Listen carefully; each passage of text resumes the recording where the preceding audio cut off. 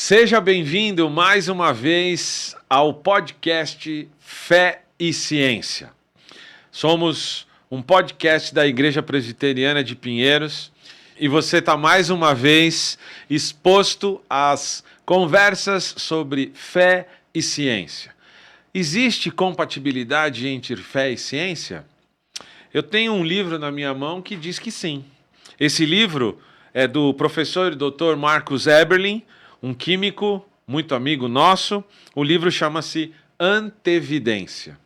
Nesse livro, o professor Marcus aborda questões da química, questões da bioquímica em relação ao planejamento e ao propósito da vida. Professor Marcus, seja bem-vindo mais uma vez. A vida foi planejada e ela tem um propósito? Marcos, nós temos como cientistas, vamos pensar assim, né? Vou me considerar agora um cientista, né? Você é um cientista. Sou gente também, né, Marcos? Sim. Antes de ser cientista, a gente é gente. Com opiniões, com posições. Evidente, como todo mundo. Com coisa que eu gosto, que eu desgosto, sim, né? Sim. Torço para um time, não torço para o outro. O meu time é o melhor que o seu, mas tudo bem. O meu é a macaquinha querida mais amada do Brasil aqui, pois né? Você parece que não tem uma relação muito boa com macacos, né? Mas o seu time sim. Certo. O macaco que não... Esse macaco não tem muito a ver conosco, tá bom. Mas olha, um cientista tem que primeiro declarar, quando ele faz ciência, que nada ele sabe. Só sei que nada sei. Sim. E ele tem que seguir as evidências e pesar essas evidências. E principalmente, por exemplo, para a origem da vida, do universo, a gente não estava lá, né, Marcos? A gente não tem vídeo, né? A gente tem que fazer uma investigação para tentar saber. Até quando a gente tem vídeo, como do dinossauro voando que a gente mostrou no podcast anterior. Se você não viu o podcast anterior, vai lá, vê esse podcast que você vai ver um vídeo de um pterossauro voando. Quando a gente não tem evidências que o T-Rex era vegano, né, Marcos? Certo. Você fica duvidando, é fake, montaram, né? Sim. A foto foi produzida com Photoshop, não tem Esse cientista é um herege. Cara. Se você não defende Mas você só sabe que você nada sabe, você tem que pesar as evidências. E nesse livro eu mostro várias evidências, não é, que quando pesadas à luz da ciência, a melhor inferência é que um ser de extrema inteligência fez a vida, fez o universo, os fez prontos, porque a complexidade redutível do Michael Birgit diz que assim, que o Michael Birgit, o design inteligente, não diz como que a vida foi feita, que poderia ter sido por etapas, lenta, gradual e sucessivamente. O Michael Birgit, eu acho que deixa muito claro com a complexidade irredutível, não é? Sim. A gente não fala no design inteligente, mas eu falo, tá? A complexidade redutível diz que a gente foi feito pronto. Ele diz que, olha, ou o sistema estava pronto desde o início, ele não teria dado a partida. Tinha que funcionar desse jeito ou ele não funcionaria de outra forma. A vida foi feita pronta. Sim. O universo, idem, não é? Sim. Idem, Sim. né? Sim. A Terra, idem, né? Se a Terra não tivesse as mais de 1.200 condições únicas que a Terra tem, só a Terra tem, a vida nunca se estabeleceria na Terra. Sim. Então, e a antevidência, que é a capacidade de prever problemas e de antemão providenciar a solução, é uma das evidências mais fortes, não é? Marcos, que um Deus todo-poderoso fez todas as coisas. Eu queria só pegar um ponto desse livro para a gente ampliar essa ideia da antevidência. Você que já estudou biologia ou que ainda está estudando biologia no colégio, provavelmente você deve ter ouvido falar de uma atmosfera primitiva e de um oceano primitivo. E que a vida teria surgido nesses ambientes primitivos. Muito rapidamente, Marcos, por que a vida não poderia ter surgido nesse ambiente primitivo? A vida como a gente conhece hoje. Claro. Porque no livro vocês vão ver que esse assunto está detalhado com uma série de informações, artigos científicos, mas esse é um ponto importante para ilustrar a importância desse livro, né? Não só para a comunidade científica, principalmente para a comunidade científica, mas para quem quer conhecer o assunto. Marcos, como é que é essa história aí? Muito rapidamente, dá um resumo para nós aí. Primeiro eu queria destacar um ponto muito importante entre a diferença da evolução e do design inteligente. Sim. Os evolucionistas apelam para fenômenos distantes no passado, não é? Sim. Hipotéticos e tal, e que teriam supostamente ocorrido, né? Aquela sopa ácida escaldante venenosa, que alguma coisa teria surgido lá, nossa tataravó, a ameba primordial, né? E uma atmosfera que não tinha oxigênio. Se não tivesse, torrava. Se tivesse, queimava, né, Marco? Se ficar o bicho come, se correr o bicho pega. Não tem jeito. Porque você não teria o ozônio na atmosfera, Sim. ou se tivesse oxigênio, então oxidava tudo, né, Marco? Sim. Mas eles apelam para esse cenário ilusório do passado, Sim. bilhões e bilhões de anos, em que a vida teria surgido na Terra há 3,5 bilhões, né? E por quê? Porque você não tem como ir lá e verificar, certo? Se você crê naquilo, ótimo. Se o professor de biologia falou para lá do colégio, nossa, eu tenho que acreditar, né? Lógico, ele é o professor. Agora, o design inteligente faz diferente, Marcos. A gente fala nisso nesse livro. A gente vai no laboratório e a gente refaz os experimentos. A gente faz os testes do aqui e agora, o que está sobre a mesa. E a gente foi fazer os experimentos com a suposta atmosfera primordial e o oceano primitivo. A gente descobriu que só faz misturas racêmicas, aminoácido mão direita e mão esquerda. Sim. E a gente sabe que a vida só daria partida com a mão esquerda. Alguém foi lá e tirou. Então, por exemplo, James Tour, num debate que ele teve recente, ele falou assim, eu não sei como que a vida surgiu. Eu sei. Como cientista, eu sei que alguém de extrema inteligência, capacidade, foi lá e tirou o D. Sim. Não pode ser diferente. Aí você vai fazer as reações, o ΔG é positivo entre os aminoácidos. Como é que aconteceu? Aí você vai lá no ribossomo, você vê que o aminoácido não está com aminoácido, ele está com aminoéster. Sim. Ele foi esterificado, Marcos. E para evitar as reações laterais, que o James Tour, inclusive, falou com o Parina lá, né? Eu quero ver essa reação lateral aqui, com esses grupos laterais, que você não vai fazer peptídeo nunca, e nunca ele fará mesmo. Sim. Pô, o ribossomo, sabe o que ele faz? É uma reação mecanicamente induzida, Marcos. É duas mãozinhas. O ribossomo agora pega o grupo amino, pega o grupo éster e faz assim, ó. Juntam com os dois. Porque ele sabe que se ele deixar ao acaso... Isso nunca vai acontecer. Não, a reação lateral que o James Tour estava falando lá, pô. Exatamente. Cara, isso aqui, ó, você nunca vai conseguir polimerizar, porque se reagir, vai reagir ali. Aí o Farina mostra um artigo lá. O artigo, sabe o que eles usaram? Glicina. Glicina não tem grupo lateral, Marcos. Mas, Marcos... É seleção de experimentos. Você não pode selecionar experimentos na ciência, Agora, olha que interessante isso. Os cientistas bolaram uma série de experimentos para tentar provar a maneira como eles pensam. Ué, eles não estão usando inteligência para fazer o que eles querem? Eu tenho no meu livro...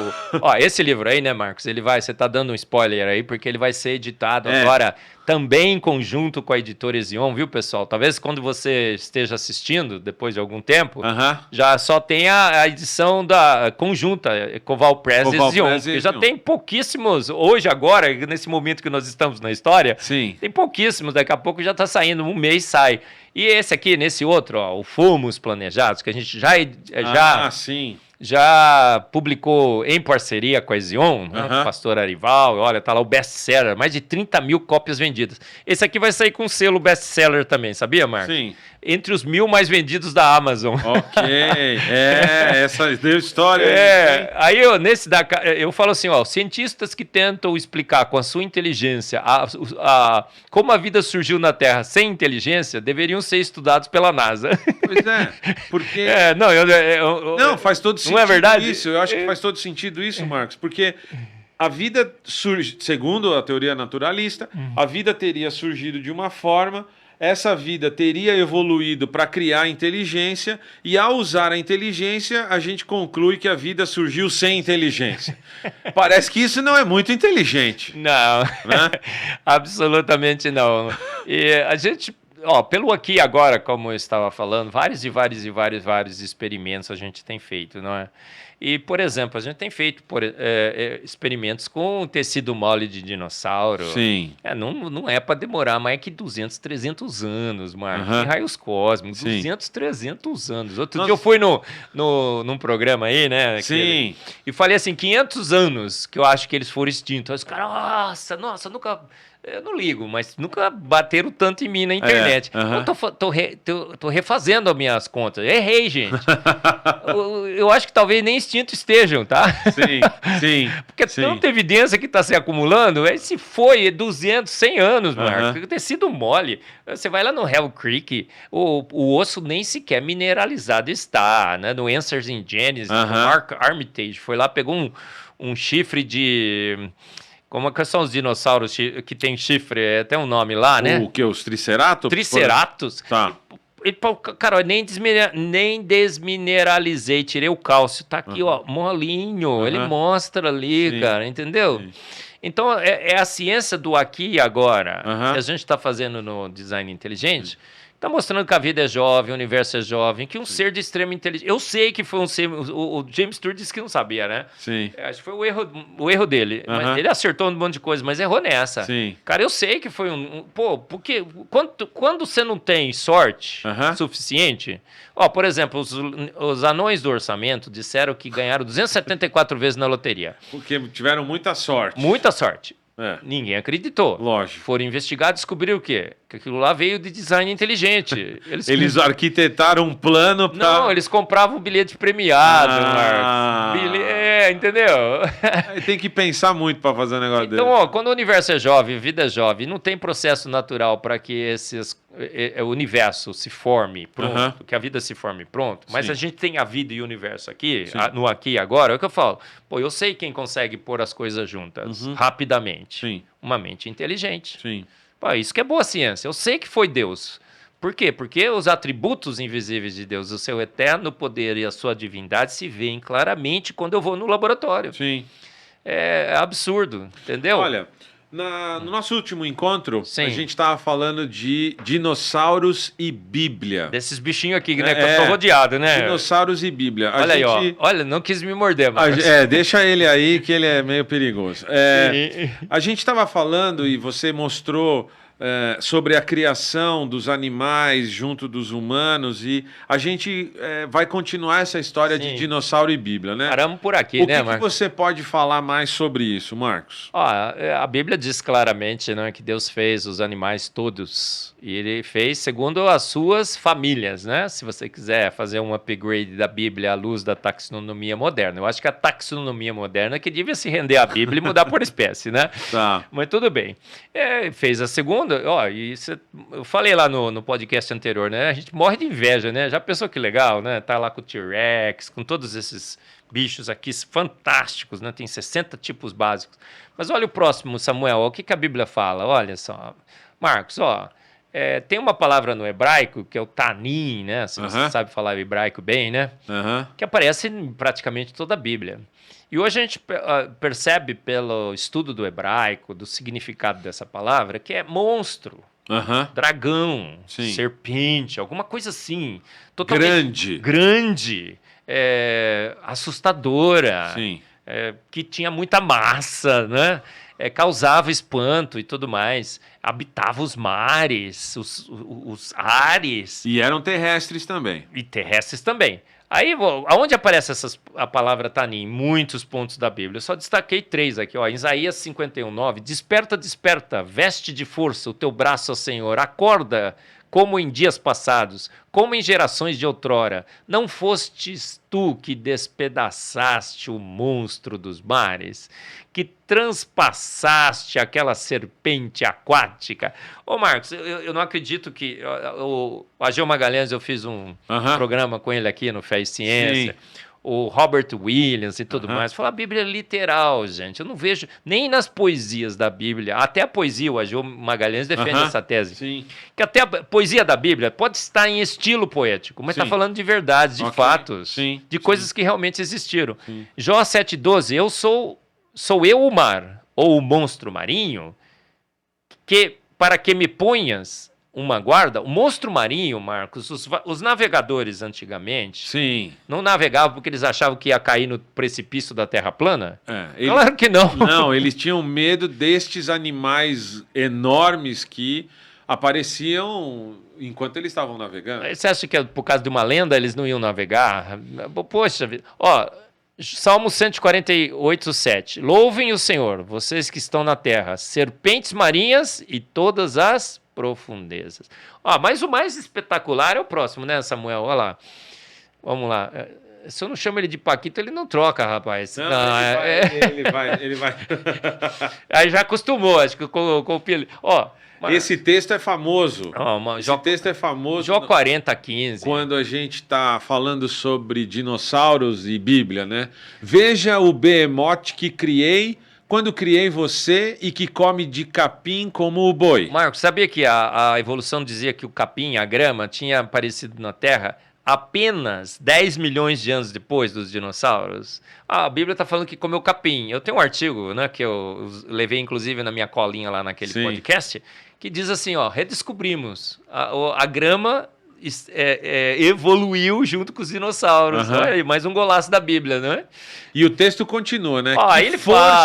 Que força ele tem em seus lombos, que poder nos músculos do seu ventre. A cauda dele balança como o cedro, os nervos de suas coxas são firmemente entrelaçados. Seus ossos são canos de bronze, seus membros são varas de ferro. Que animal hoje teria essa descrição? Não existia na época nenhum animal, porque assim, os dinossauros, vamos supor que eles foram extintos, né, uns 2, 3 mil anos atrás. Sim. E se perdeu na história. Então, quando foram traduzir o texto em hebraico, falaram, cara, que bicho é esse?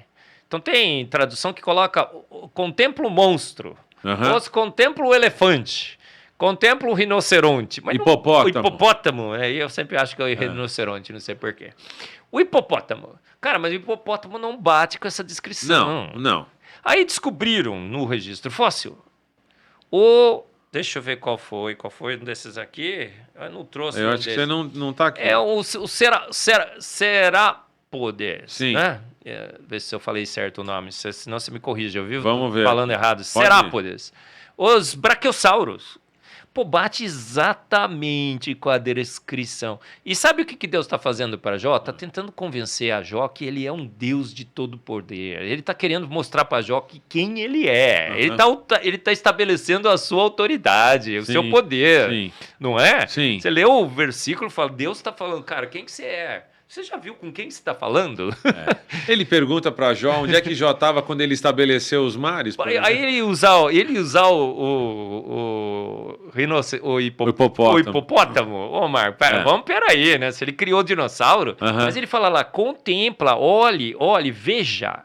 Ele não está falando assim, você tem uma memória atrás. Você tem uma memória evolutiva, né? Que o Carl Sagan disse que a gente tem. Não, falou assim, veja. Provavelmente Deus aponta para o animal. A estrutura do texto falando assim, ele fala, olha lá, tá vendo lá o bicho? Entendeu? Olha o próximo agora, Samuel. Cara, esse daqui do Leviatã é pior. Por quê? Deus gasta um capítulo inteiro de Jó, com 34 versículos, Jó 41, para descrever o Leviatã, né, Samuel?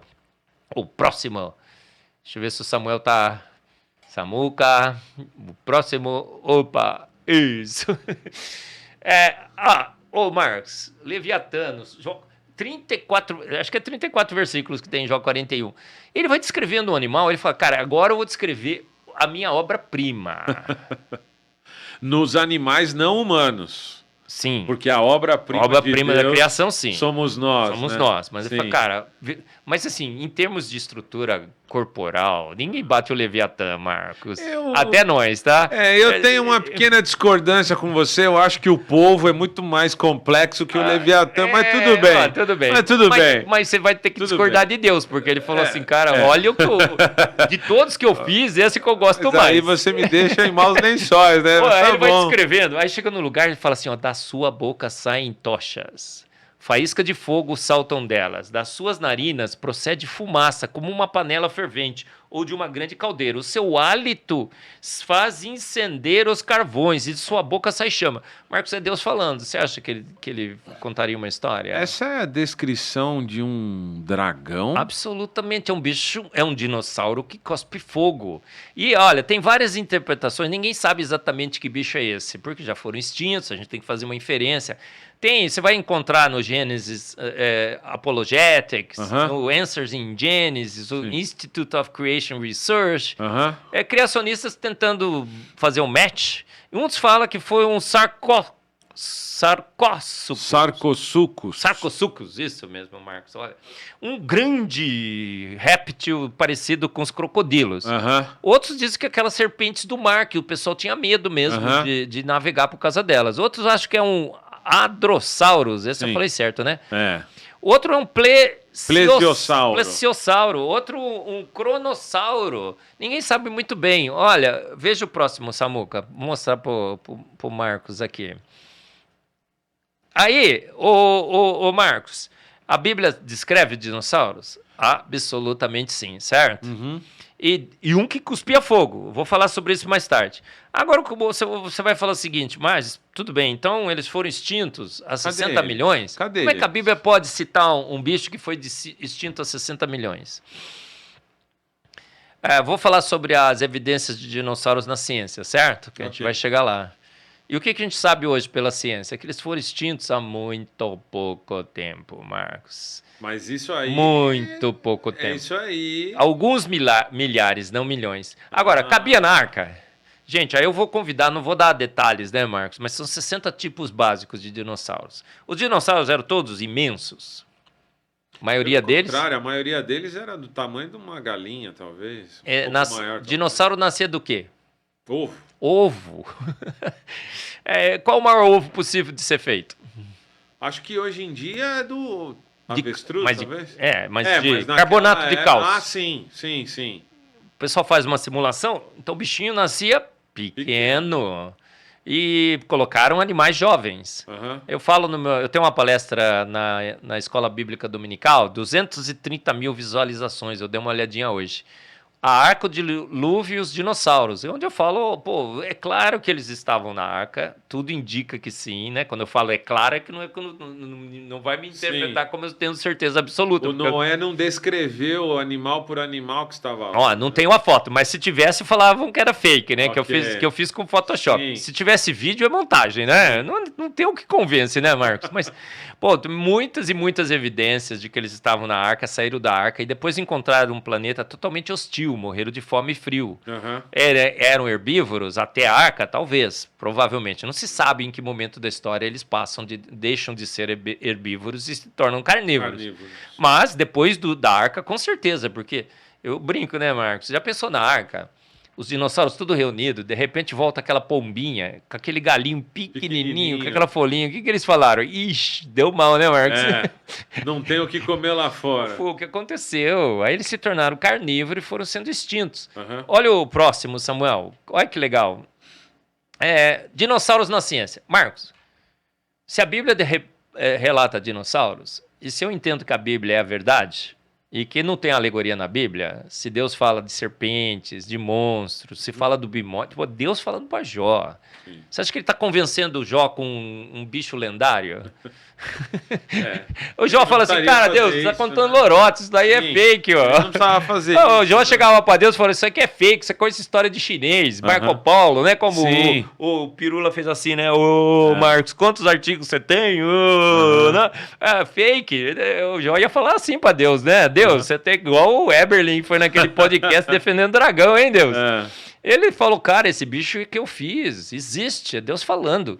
Agora, será que tem evidências da ciência? Vamos ver o próximo aí, Samuca. Cara, a Mary Schweitzer, né? Quem é Mary Schweitzer? Schweitzer. Vamos começar aí. Mary Schweitzer. Deve ser, sabe falar bem alemão, mano? Schweitzer. Schweitzer. A Mary Schweitzer é uma paleontóloga norte-americana, né, bioquímica também. Eu não sei exatamente a formação dela, mas que ela estava numa pesquisa junto com um paleontólogo. Ela é religiosa? Ela é crente, cristã ou não? Acredito que sim. Ok. Evolucionista teísta. Ok. Né? Tá bom. Aquela posição que eu acho. Que você concorda plenamente. Se der tempo, hoje a gente ainda comenta um pouco sobre essa possibilidade, se é que ela existe, de que você seja evolucionista e ao mesmo tempo teísta. Não é o nosso tema hoje, a gente vai ter um programa sobre isso no futuro, mas vamos voltar agora aqui com a presença dos dinossauros na ciência. Então ela estava numa pesquisa junto com um outro paleontólogo, né? Acho que não tenho certeza se ela é paleontóloga agora, viu, Marcos? Depois eu vou olhar direitinho. Mas ela foi encontrar um osso de T-Rex, um fêmur, no Hell Creek, nos Estados Unidos. Hell Creek, Marcos. Para quem não sabe, em Montana. Sim. É uma região dos Estados Unidos que é considerado um cemitério de dinossauros. Porque tem crente que não crê em dinossauro, né, Marcos? Tem. Se converta, irmão. Lê a Bíblia aí um pouquinho. Dinossaurismo, né? Lê um pouco a Bíblia. Lê a Bíblia, que você já vai descobrir que Deus menciona lá, né? um monte de lugar de dinossauro. E que tem cemitérios e cemitérios de dinossauros na Terra. Tem na Argentina, tem no Brasil. Aqui na região do Nordeste a gente tem muito. Um monte, né? Encontraram o maior dinossauro do mundo agora na Argentina. Tem na China, tem nos Estados Unidos, pelo globo espalhado todo. Em todos os continentes. Tudo aglomerado, sabe por quê? Porque eles foram fugindo das tsunamis do dilúvio, né? E foram um dos últimos a serem pegos, não é, pela enxurrada. E foram tudo soterrado junto. É uma sopa de galinha, né? Porque osso mais pesado embaixo, osso mais leve em cima, tudo misturado, né? E foram lá no Hell Creek pegar esse osso, Marcos. T-Rex, extremamente valioso. Estava no despenhadeiro, não dava para transportar muito bem. Foram de helicóptero. Não cabia no helicóptero, o cara cortou o osso. E levou para o laboratório dela. Chegou no laboratório dela, sabe o que ela descobriu? O osso cheirava mal. Ela falou que o laboratório dela ficou com cheiro de morte. Sim. Pô, Marcos, eu sou químico, né? Vai me desculpar. O Pirula falou assim: não tem o espectro da cadaverina. Sim. Cadaverina. Não, Pirula, não tem o espectro da cadaverina. Se eu não. O Pirula, eu posso ter 500 espectros da cadaverina, você não vai acreditar. Não é um problema de falta de espectro, certo? Ok. Concorda, Marcos? É um problema de compromisso. Ele vai falar que o espectro é fake, né? Mas, a cadaverina, a gente não consegue se confundir com cadaverina e putrescina, porque tem um cheiro de morte. Deus fez aquilo lá para cheirar a morte mesmo, para você se afastar. Porque a Bíblia fala, não toca, nem. Né? Se tocar, toma banho, você está contaminado. Sim. E ela, cheirava mal. Aí o foro lá tinha células sanguíneas, vasos sanguíneos preservados. Ela disse que ela falou, cara, olha de novo, isso é impossível. Olha de novo, isso é impossível. Ela ficou 12 anos, acho que foi isso, o João falou lá no debate, 12 anos para publicar o primeiro trabalho. Primeiro porque ela não acreditava. Sim. Repete isso daí. Mas o cara falou, professora, é célula, é vaso sanguíneo. Os caras sabem fazer experimento científico lá, né? Claro. Agora, ela é uma evolucionista teísta. Ela tem algum objetivo de mostrar que os dinossauros são recentes? Não, nenhum. Pelo contrário, olha só que legal, né? Acho que Deus guia a ciência, né? E dá para as pessoas erradas, ou quer dizer, pessoas certas nesse caso, as descobertas, né? Para ninguém ficar com dúvida de que ela é criacionista lá do Answers in Genesis, né? Sim. Aí, apesar da posição totalmente equivocada que ela tem, né? Pelo menos Deus nessa situação foi bom, né? Colocou ela diante de um questionamento importante. Aí, Marcos, foram avaliar. Não só descobriram que tinha células sanguíneas, tinha vestígios de sangue, porque o Pirula falou assim, o Marcos fala, parece que pinga sangue dos ossos. Não pinga o Pirula, mas tem sangue lá dentro, Marcos, sangue. Aí mais de 17 tipos diferentes de biomoléculas já foram detectadas em ossos de dinossauro. Dá uma olhada no próximo, Samuca. Olha aí, Marcos, pode um negócio desse? Tá vendo aquele de baixo ali? É o Armitage. O Armitage foi lá, pegou um chifre, né, do dinossauro, como é que eles chamam? Triceratops. E, cara, ele falou assim, olha, eu trouxe agora aqui, né? O negócio sequer está calcificado, mineralizado. Você quebra, olha ali, cara, ele pegou a pinça, assim, o tecido absolutamente mole. Ele falou, olha a consistência do material, isso é típico de tecido e tecido mole. Ali naquela setinha é colágeno, Marcos. Essa história de colágeno deu o que falar na elástico e plástico. Lá. Agora a gente está que estão lançando um novo produto, né? O colágeno T-Rex com selo de qualidade do Pirula, que conserva sua beleza por 60 milhões de anos. Acho que ter no fim da apresentação isso.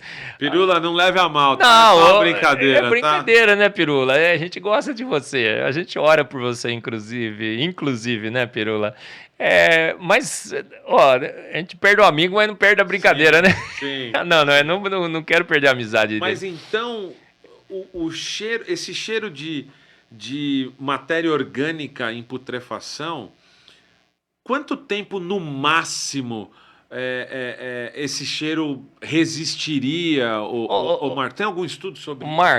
O Marcos, a putrescina e cadaverina são voláteis, compostos orgânicos voláteis. Para você que não sabe o que é uma substância volátil, é uma substância que se transforma no estado gasoso e se espalha rapidamente pelo ambiente, de maneira que você não perceberia a presença dessa substância. Pensa em álcool, acetona, Sim. perfume. Quanto tempo para evaporar, gente? Para aí com isso, né? Se deixar um frasco de álcool aberto, em pouquíssimo tempo está lá. Já E é produto de decomposição recente de proteína. Se fosse milhões e milhões de anos, o pessoal fala assim, não tem certeza se o cheiro era de putrescina e cadaverina. Bom, detector humano é muito bom para cheiro, né, Marcos? E quem trabalha com essas substâncias identifica com Então foi detectado por um detector extremamente sensível e seletivo para alguns tipos de odores. Sim.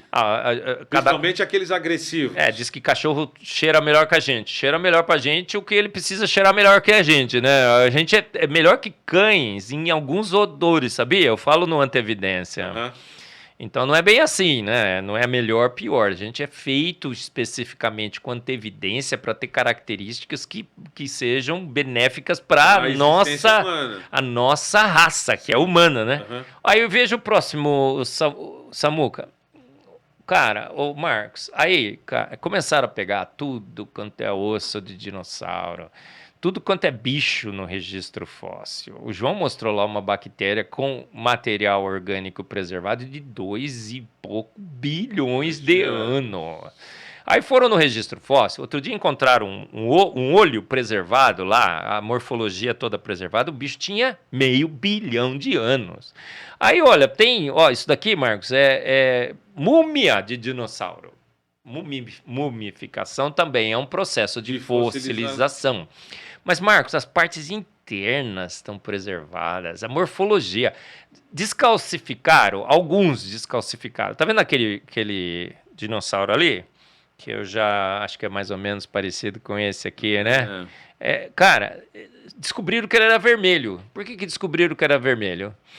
Porque foram na pele dele, tinha o pigmento intacto. Marcos, mas pigmento tinha a pele não é mole, a pele não é mole, não decompõe rapidamente? Ó, você enterra rapidamente, começa a mineralizar. A fossilização é muito mais rápida do que a gente pensava, certo? Ele está lá, vamos supor que foi extinto durante o dilúvio, feito soterrar. Ele está a 2.000 com mais 1.000 e... O dilúvio para cá? 1.600, 3.600 anos. Dentro certo? da cronologia bíblica é isso mesmo. Eu deveria esperar mesmo que teria alguma mineralização. O que eu fico surpreendido é aquele cara que nem mineralizado estava, sabe? Uhum. Mas, tudo bem. Mas ninguém descalcificou. Sim. Tem muito bicho que não foi feita a desmineralização. É tanto detalhe, eles falam que foi preservado ao nível molecular e celular. Sim. Que eu acho que se descalcificar, vai achar, tá? Mas, ó, o pigmento... Detalhe da pele dele, pigmento da pele. Detalhes assim, eu vou mostrar algumas fotos, são absurdas. Mas o pigmento acharam, mas pigmento 60 milhões de anos, Marcos. Não resiste. Ó, aí foram fazer o proteoma do bicho, Marcos. O que é proteoma? Proteoma é assim, a gente é feito de proteína, certo? Sim.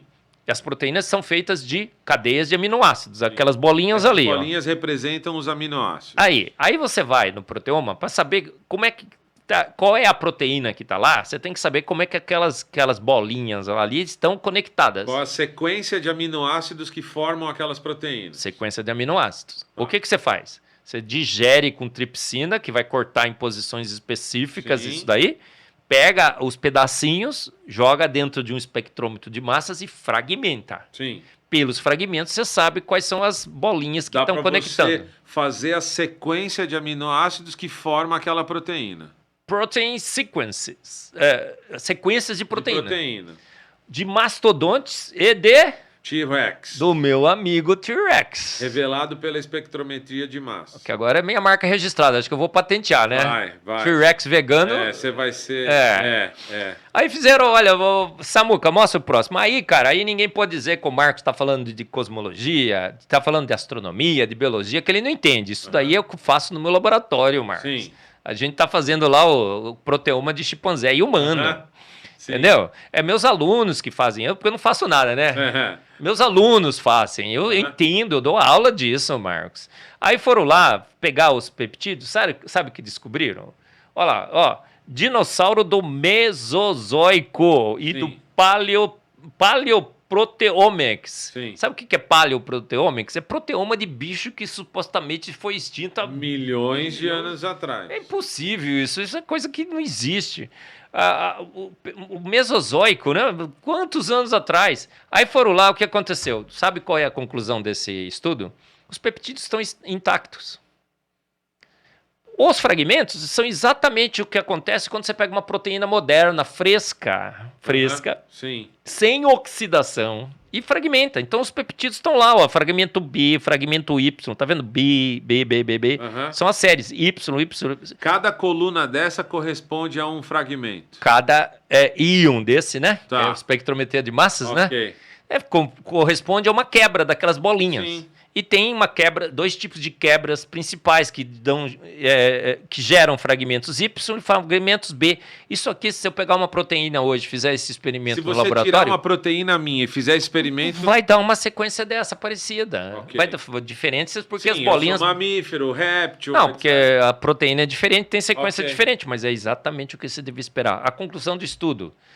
podemos fazer o sequenciamento das proteínas. As proteínas estão frescas, os peptídeos estão intactos e os aminoácidos não estão oxidados. Porque a Mary Schwartz foi lá no laboratório e falou assim, agora eu vou provar que proteína pode ser preservada em 60 milhões de anos. Sim. Aí o Pirula falou assim, nossa, Marcos, você esqueceu de citar que ela fez o experimento de 3 dias, passou para 2 anos.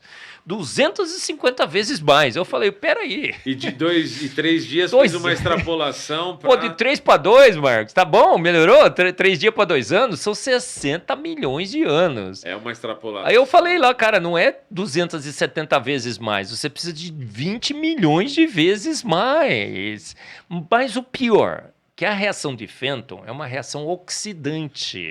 Vamos explicar resumidamente o que é a reação de Fenton. Reação de Fenton é uma reação que produz radicais livres, hidroxila, usa ferro e alguns reagentes. Sim. Mas o que ela vai produzir? OH radicalar, uma espécie extremamente reativa e oxidante. Incorpora oxigênio. Se essa proteína tivesse sido preservada pela reação de Fenton, aquela reação milagrosa que só a Mary Schwartz e o Pirula acreditam, e os evolucionistas teístas também, né? Porque outro dia um evolucionista teísta veio falando assim para mim, Marcos, veja bem, a reação de Fenton, ela provou, gente, provou nada. Sim. Né, a gente tá nessa discussão aqui, né, nessa mesa de bar aqui, a gente pode falar, né, Marcos? Podemos. Cara, olha, veja bem, não era para aparecer os fragmentos B então, e essa reação de Fenton impede a presença desses fragmentos por causa da oxidação. Oxidação de muitos aminoácidos. Para você entender um pouquinho melhor, oxidação é uma reação de deterioração de substâncias químicas. Imagina um prego que está enferrujado. Esse prego ficou enferrujado por causa de reações de oxidação, por causa da presença do oxigênio na atmosfera. Então é isso que a gente está falando. Reações com a presença de oxigênio são reações de deterioração. Não deveria aparecer o que aparece.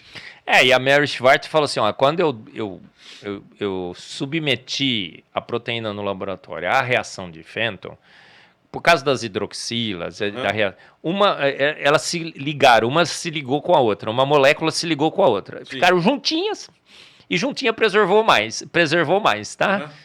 Deve ser assim, né? No frio, quando você gruda no outro, também se preserva mais, né? Troca calor. E aí, de 3 dias, demorou 2 anos. Sim. Mas estaria oxidado, Marcos. Essa reação química deixa sua assinatura de oxidação que não aparece nos proteomas. Então acabou. Olha, veja o próximo, Samuel. Ô, Marcos, olha, da onde tiraram essas proteínas? Cara, isso é pele de dinossauro. Sim. Parece uma pele de 60 milhões de anos para você? O extraordinário é encontrar pele, porque pele é a primeira barreira de proteção que é decomposta pelos decompositores, Ou talvez. seja, Ou uma das primeiras. foi um processo extremamente rápido, que soterrou em camadas profundas esses bichos. E que impediu a decomposição pelos micróbios. Que impediu os decompositores de chegarem lá. Certo? Sim. Porque foi muita massa em cima. E que ocorreu em camadas imensas, em cemitérios imensos. Tem cemitérios nos Estados Unidos que se propaga por vários estados. Soterrou um monte de bicho, né, Marcos? Tá com saudade da terrinha. Olha, veja bem, veja o próximo aí agora. Dá uma olhada nessas, Marcos. Aí, esse daqui, ó, é um dinossauro esquisitamente preservado. O esquisito não é esquisito, é complexamente. Dá uma olhada nisso, Marcos. Olha aí. Olha aí. Esse é um dos dinossauros mais bem preservados que foi descoberto aí recentemente. Dá uma olhada nos detalhes morfológicos. Eles dizem que esses detalhes morfológicos vão até o nível celular. Se você expande no microscópio, as células ainda estão lá. As células. Olha o próximo, o Samuca. Vamos mais rápido aqui, ó. Cara, olha os detalhes, Marcos. Não tem... tá mineralizado. Marcos, mineralizado com esses detalhes sensacionais. Veja o próximo. São múmias de dinossauros. Olha, isso aqui é pele de estômago, intestino, não sei. O revestimento interno, né? Olha o próximo, Samuel. Olha, cara, pode, 60 milhões de anos, parede do sistema digestório, isso? Sensacional, não é? O próximo, Samuel, vamos passando aqui para o pessoal ver. Olha os detalhes, Marcos, detalhes. Tem bichos e mais bichos e mais bichos e mais bichos que foram encontrados, não só dinossauros. Em todo o registro fóssil, as coisas estão assim, cada vez aparecendo mais. Aparecendo morfologias perfeitas de órgãos internos, cérebro, intestino, pele de intestino. Muitos deles são desmineralizados e encontram material orgânico. Não é tecido mole. O pessoal fala assim, não fala tecido mole, Marcos. Porque não é sempre tecido que a gente encontra.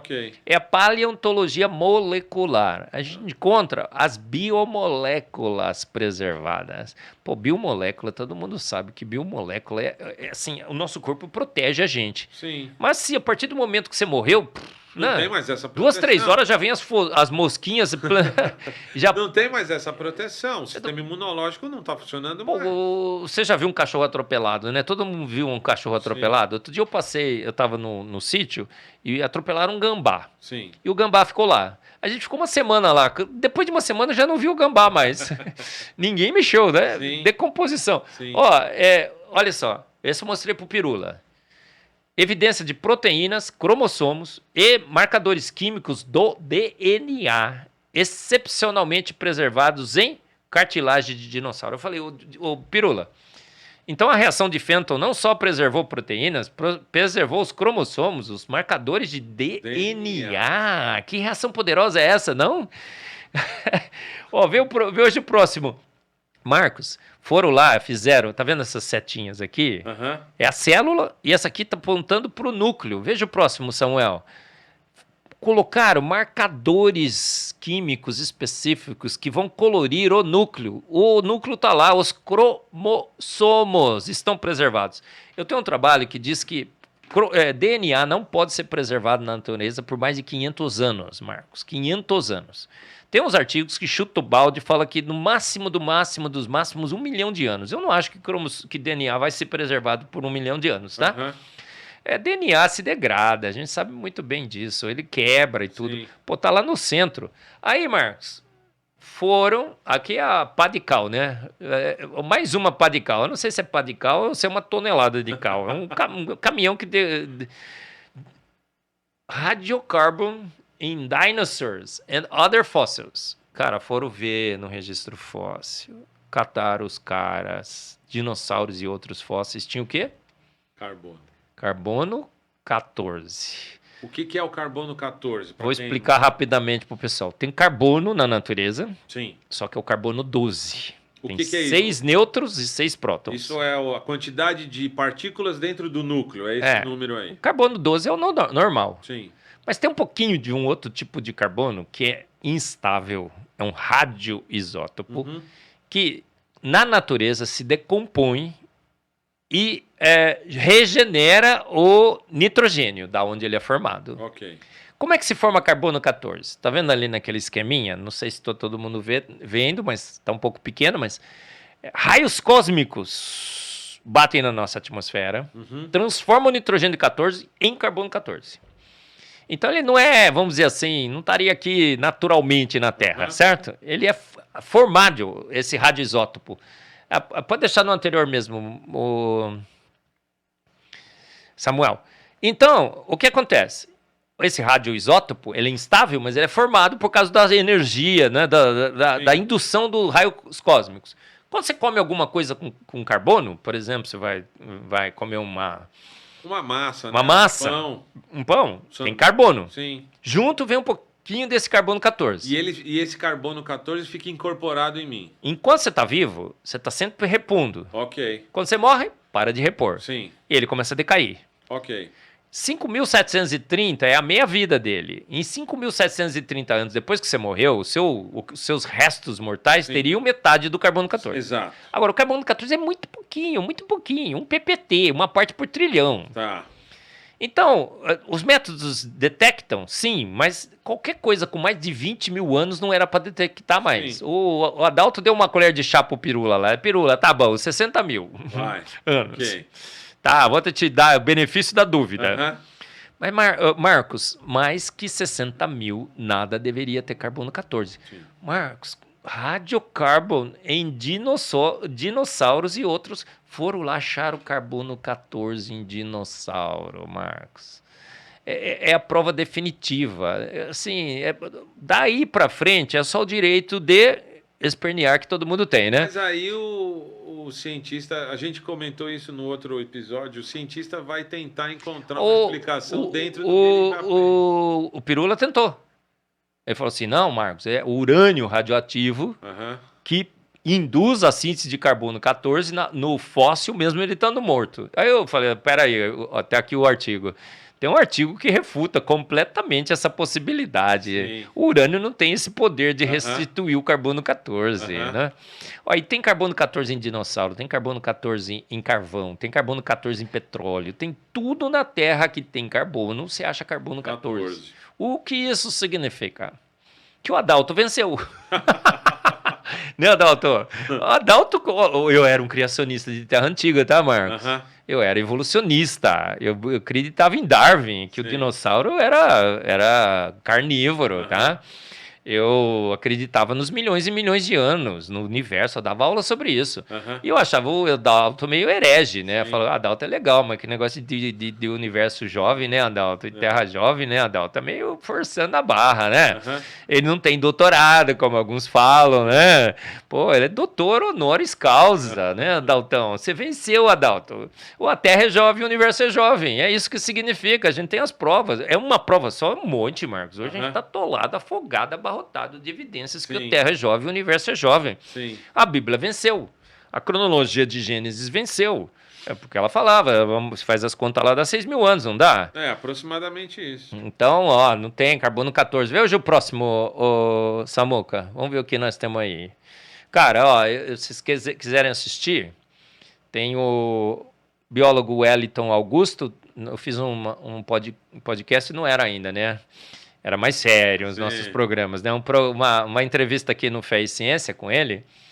E ele dá um monte de evidências também de tecido mole, biomolécula. Ele fala, olha, nem tudo é tecido, né? É paleontologia molecular. Ele fala, olha, estamos achando hoje biomolécula em tudo que é ossinho do registro fóssil. Carbono 14 em dinossauros e outros fósseis.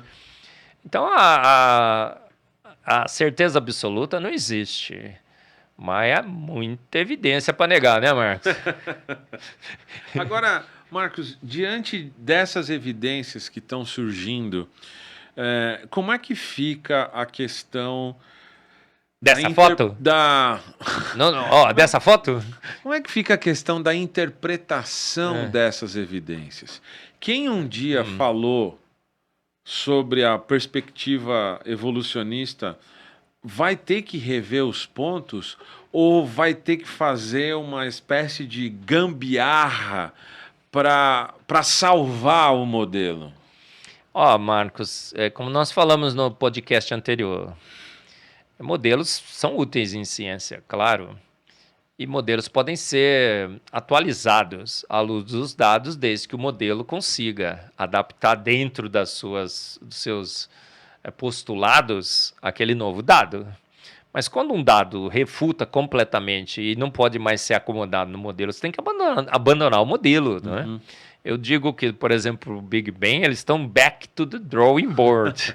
Estão de volta na prancheta. Então voltaram para estão tentando salvar, mas não tem como salvar. A gente, se salvar, vai ficar um remendo tão remendado, né? Que vai ficar... É como o modelo do geocentrismo, não é? Começaram a remendar, calcular tudo quanto é trajetória, com equações extremamente complexas, chegaram uma hora para jogar a toalha. O modelo não dava mais, porque não dava mais para colocar tanta informação para garantir que a Terra fosse o centro do universo. Então, eu entendo que modelos podem ser atualizados, podem ser adaptados, mas é adaptação demais, né? Então, e também para uma Terra antiga e uma vida antiga na Terra, também não dá mais para suportar. Tem a Eva mitocondrial, tem o Adão Y, tem a taxa de mutações deletérias que agora a gente consegue medir o quanto temos e o quanto acumulamos de geração em geração. Deu 6.000 anos, Marcos. O cometa no universo, pô, o cometa é de gelo, né, Marcos? Pô, gelo derrete, todo mundo, dona de casa sabe. E o cálculo da vida de um cometa varia ali, né? Uns 100.000 anos, né? Outros falam 1 milhão no máximo.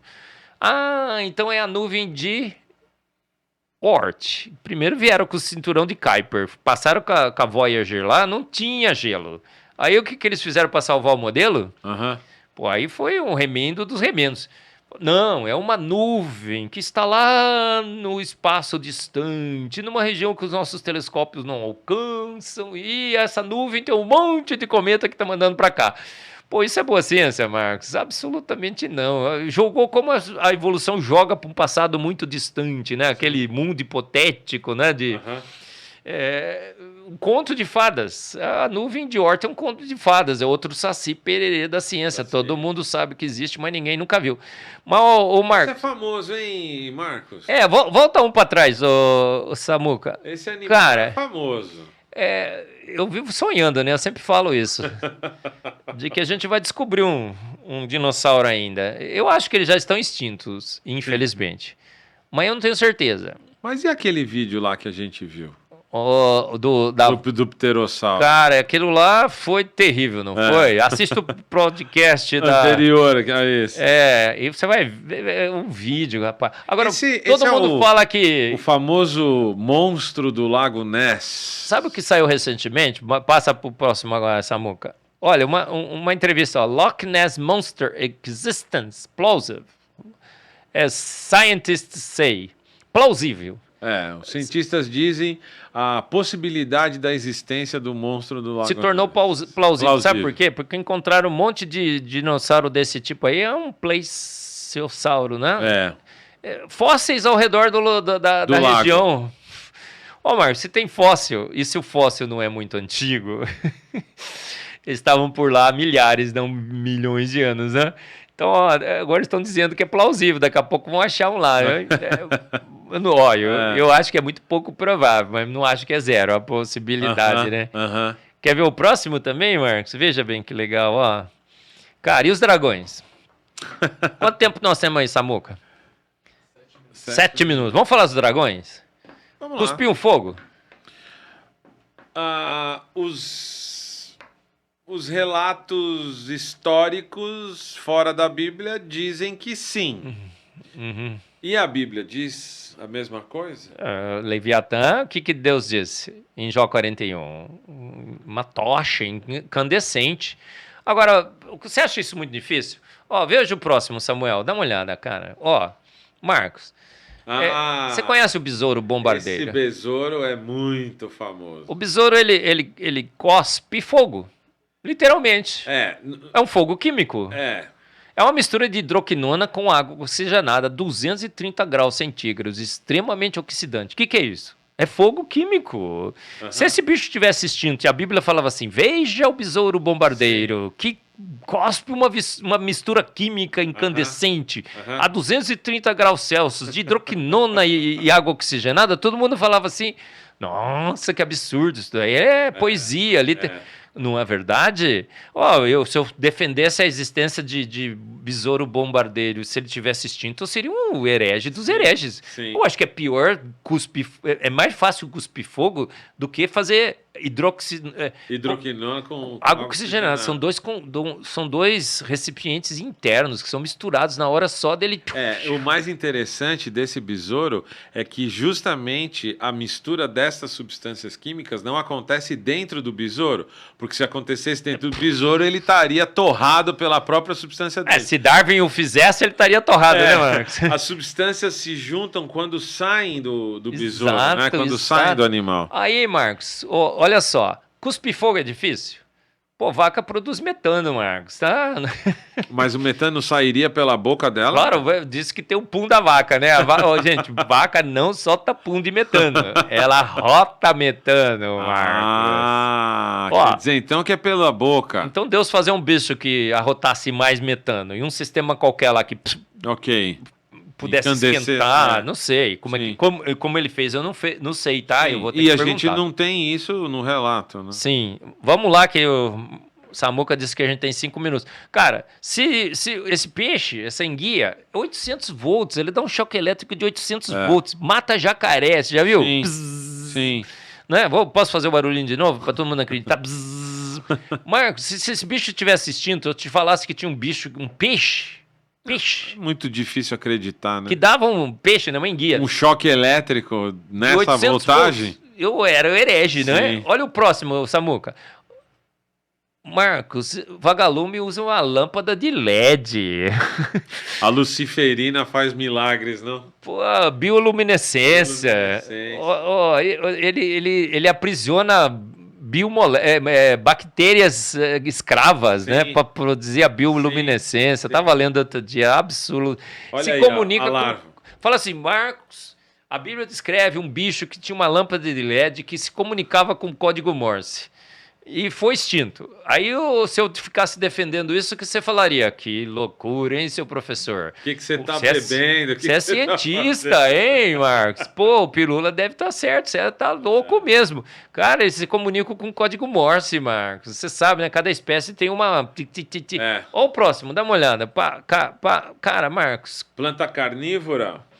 Se tivesse uma planta extinta, carnívora, você acreditaria? Planta carnívora, o desespero dos vegetarianos, Marcos? Esse bicho aqui, ele dá um soco... Essa lagosta que eu pus no meu livro, Fomos Planejados, né? Que você não pode deixar... Adquira pela editora Ezion, hein? Cara, ele dá um soco tão forte que a água em volta entra em ebulição por cavitação. Sim. Se bate na parede do aquário, quebra.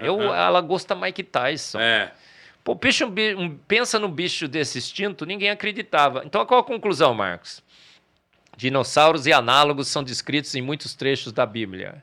Eram chamados de dragões e eram considerados criaturas reais até há relativamente pouco tempo. Até 1600 anos depois de Cristo, se falava de dinossauro, dragão, tem um lá, vai dar uma olhadinha. Eu matei um ontem. Dinossauros aparecem em histórias orais, artes e literatura de várias culturas ao redor do mundo. E alguns historiadores, os grandes historiadores disseram que foram na Arábia, viram lá serpentes voadoras. E anatomistas... sumiu aqui o Samuca.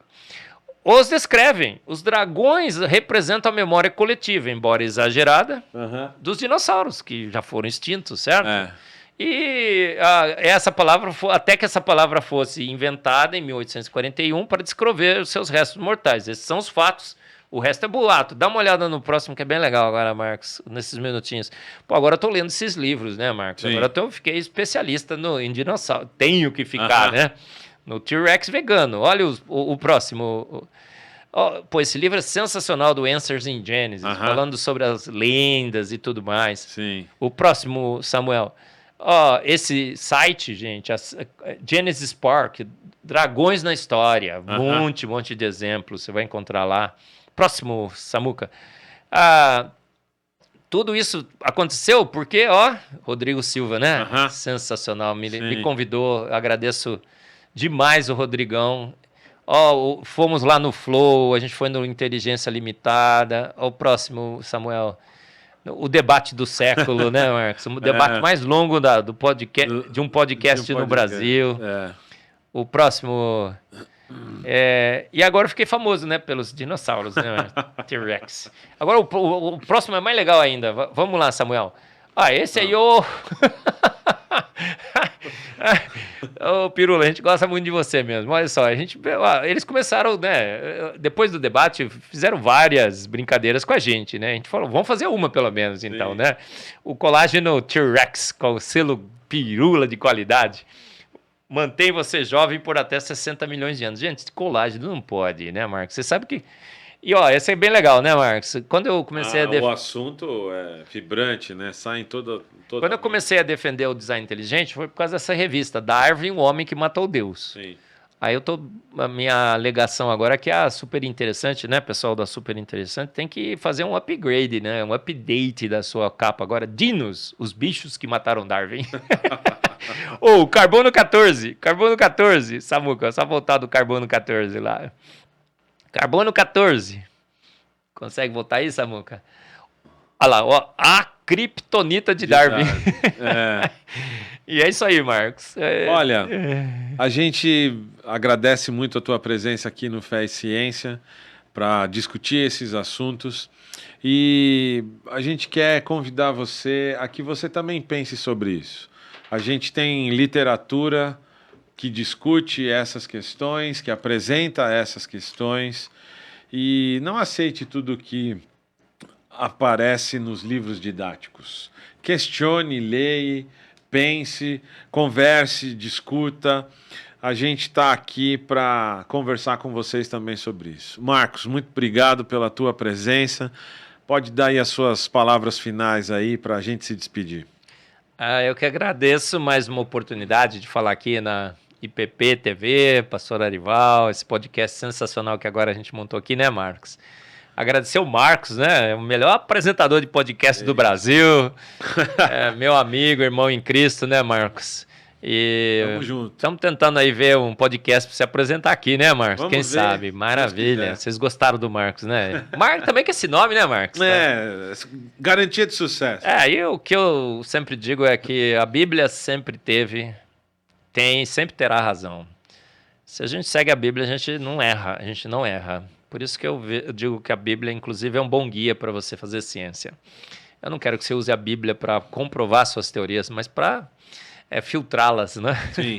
E correr atrás das boas. A gente deve, como cientista. Por que os cristãos ganham mais prêmios Nobel? Eu acho que eles usam a Bíblia, inclusive, para tirar algumas coisas do caminho, né? Tá bom? Então, a Bíblia sempre tem, continuará tendo razão, e a gente vai continuar discutindo esses assuntos aqui. Hoje eu sou convidado do Marcos, né? É o Marcos com o Marcos aqui, essa dupla. E continue, assista todos os nossos podcasts, os Fé em Ciência anteriores. Esteja pronto a defender a razão da sua esperança. Exato. Muito obrigado por ter estado conosco até aqui. Envie seu comentário, fique à vontade. Muito obrigado. Até a próxima. Um abraço.